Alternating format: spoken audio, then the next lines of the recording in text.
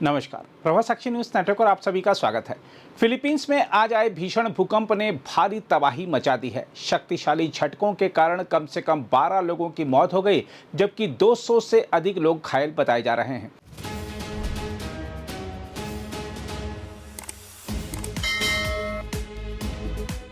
भूकंप के बाद कई इलाकों में सुनामी की चेतावनी जारी कर दी गई है और लोगों को सुरक्षित स्थानों पर पहुंचाया गया है। बचाव और राहत अभियान लगातार जारी हैं तथा प्रशासन प्रभावित क्षेत्रों में नुकसान का आकलन करने में जुटा हुआ है।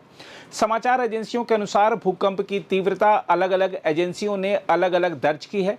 कुछ एजेंसियों ने इसकी तीव्रता 8.1 बताई, जबकि जर्मन भूविज्ञान अनुसंधान केंद्र ने पहले इसे 8.2 मापा और बाद में संशोधित कर 7.8 कर दिया। अन्य निगरानी संस्थानों ने इसकी तीव्रता 7.0 से 7.8 के बीच बताई। भूकंप का केंद्र फिलीपींस के दक्षिणी द्वीप मिंडानाओ के पास समुद्र में लगभग 10 किलोमीटर की गहराई पर बताया गया। भूकंप के झटके इतने तेज थे कि कई इमारतें देखते ही देखते मलबे में बदल गईं। सोशल मीडिया पर वायरल हो रहे वीडियो में भयावह दृश्य दिखाई दिए, जिनमें बहुमंजिला ढांचे धराशायी होते नजर आए। लोग घबराकर घरों और कार्यालयों से बाहर भागते दिखे। एक वीडियो में विद्यालय परिसर के बाहर खुले मैदान में छात्रों को एकत्र किया गया था, तभी पास की इमारत गिरती दिखाई दी। कई विद्यालयों और विश्वविद्यालयों की इमारतों को भी नुकसान पहुंचने की खबर है। प्रशासन के अनुसार भूकंप के बाद करीब 1 मीटर ऊंची सुनामी लहरें तटीय इलाकों तक पहुंची। अधिकारियों ने आशंका जताई कि कई घंटों तक समुद्र में असामान्य हलचल बनी रह सकती है। फिलीपींस के साथ साथ पड़ोसी इंडोनेशिया में भी सुनामी की चेतावनी जारी की गई। अमेरिका की सुनामी चेतावनी प्रणाली ने भी प्रशांत महासागर क्षेत्र के कई हिस्सों में संभावित खतरे को लेकर सतर्क किया है। सबसे अधिक असर दक्षिणी शहर जनरल सेंटोस और सरंगानी प्रांत के इलाकों में देखा गया।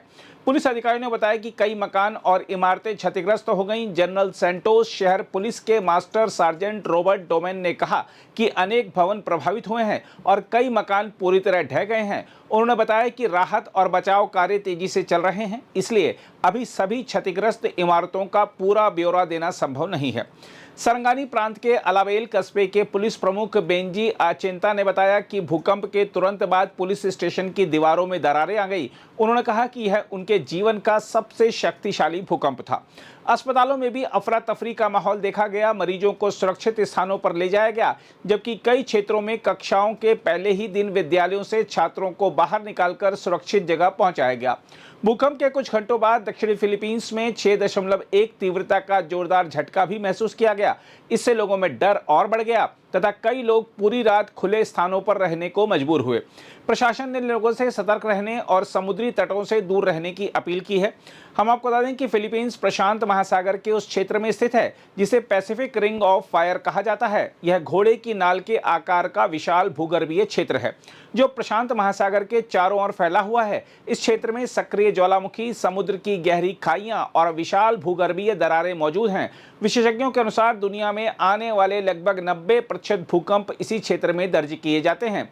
फिलीपींस की स्थिति फिलीपींस सागर प्लेट और यूरेशियन प्लेट समेत कई टेक्टोनिक प्लेटों के संगम पर है। इन प्लेटों की लगातार टकराहट और हलचल के कारण यहां अक्सर भूकंप और ज्वालामुखीय गतिविधियां होती रहती हैं।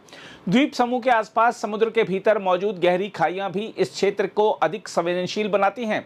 यही कारण है कि फिलीपींस में हर वर्ष हजारों भूकंप दर्ज किए जाते हैं। हालांकि उनमें से कई इतने हल्के होते हैं कि लोगों को उनका एहसास तक नहीं होता। फिलहाल ताजा भूकंप ने एक बार फिर इस क्षेत्र की संवेदनशीलता और आपदा प्रबंधन की चुनौतियों को उजागर कर दिया है।